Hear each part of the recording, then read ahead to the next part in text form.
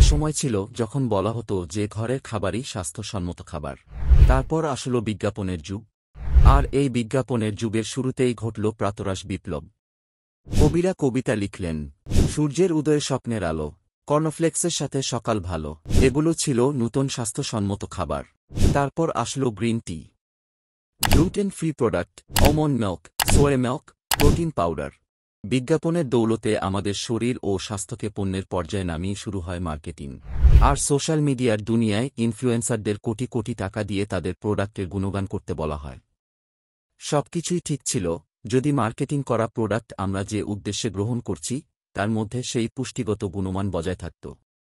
তাই আসুন আমরা দেখি কোনো প্রোডাক্টের দাবি অনুযায়ী কেমন ফল আমরা পাচ্ছি, আর এর পিছনে বিজ্ঞান কি বলছে। তাই ভিডিও পুরো শেষ পর্যন্ত দেখুন।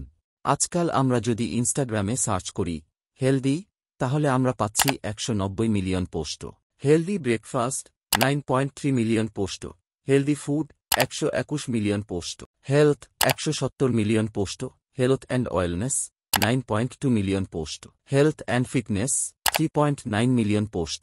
এটা থেকেই আমরা বুঝতে পারছি যে আমরা আমাদের শরীর আর স্বাস্থ্য সম্পর্কে কেমন সচেতন হওয়া ভালো, সতর্ক হওয়া ভালো। কিন্তু তাই বলে কোনো ভুল ধারণা মনের মধ্যে গেঁথে রেখে অন্যের মার্কেটিংয়ের শিকার হয়ে নিজে ঠকে যাব তা তো নয়। সোশ্যাল মিডিয়া ইনফ্লুয়েন্সের কারণে আমাদের কাছে এখন স্লিম শব্দের সমার্থক হেলথি আর হেলথি শব্দের সমার্থক হল স্লিম। আপনি চিন্তা করে দেখুন, আমরা মানব জাতি আজ আমাদের শরীর ও স্বাস্থ্য সম্পর্কে যতটুকু চিন্তাশীল এর সিকিভাগও আমরা কোনোদিনই ছিলাম না। কিন্তু প্রশ্ন হচ্ছে, এই মাত্রাতিরিক্ত চিন্তাশীলতা কি আমাদের কাজে আসছে? মোটেও না, উল্টো আমরা কাজে লাগছি মার্কেটিংয়ের। Global health and wellness market size আজ $5.4 ট্রিলিয়ন মার্কিন ডলার, যা 2032 সালের মধ্যে $8.9 ট্রিলিয়ন মার্কিন ডলারে পরিণত হয়ে যাবে। এটা কিভাবে হচ্ছে?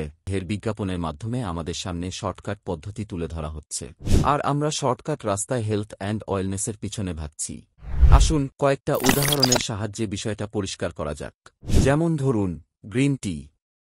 বলা হচ্ছে আপনি প্রতিদিন গ্রিন টি পান করলে আপনি ফ্যাট বার্ন করে ফেলবেন অনায়াসেই, আপনার ডায়াবেটিস কন্ট্রোলে চলে আসবে, আপনার মস্তিষ্কের কর্মক্ষমতা বেড়ে যাবে এবং সর্বোপরি ক্যান্সার সারাতে সাহায্য করবে।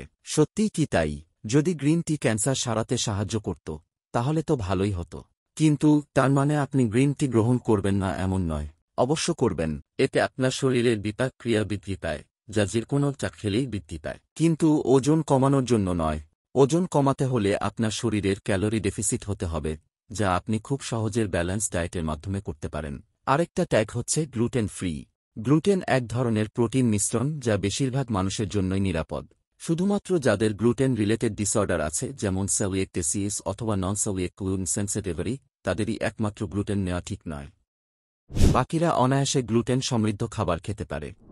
আমরা জানি যে গরুর দুধ পুষ্টিকর খাবার, কিন্তু আজকাল বলা হচ্ছে যে গরুর দুধে ফ্যাট আছে, তাই বলা হচ্ছে এর পরিবর্তে আলমন্ড মিল্ক অথবা সয়া মিল্ক কনজিউম করার জন্য। এগুলির উপাদানের তুলনামূলক বিশ্লেষণ করলে দেখা যায় যে পুষ্টিগত গুণাগুণের দিক দিয়ে বিচার করলে গরুর দুধই এগিয়ে থাকবে। তাহলে বোঝা যাচ্ছে যে শুধুমাত্র মার্কেটিংয়ের শিকার হচ্ছি আমরা। তারপর আসছে প্রোটিন পাউডার। আপনি চিন্তা করে দেখুন, আপনার কি সত্যিই প্রোটিন পাউডার আলাদাভাবে কিনে খাওয়ার প্রয়োজন আছে কিনা? উত্তর বেরিয়ে আসবে না, কারণ সিম্পল। আপনার প্রতিদিন প্রোটিনের প্রয়োজন কতটুকু? Per day per kg body ওয়েটে 0.8 গ্রাম। অর্থাৎ আপনার শরীরের ওজন যদি 75 কেজি হয় তো আপনার দরকার মাত্র 60 গ্রাম।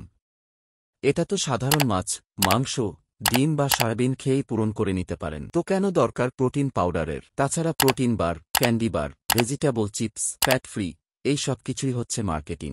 আমাদের একটা কথা মনে রাখা দরকার যে social media as a target marketing is a danger to public health. নমস্কার।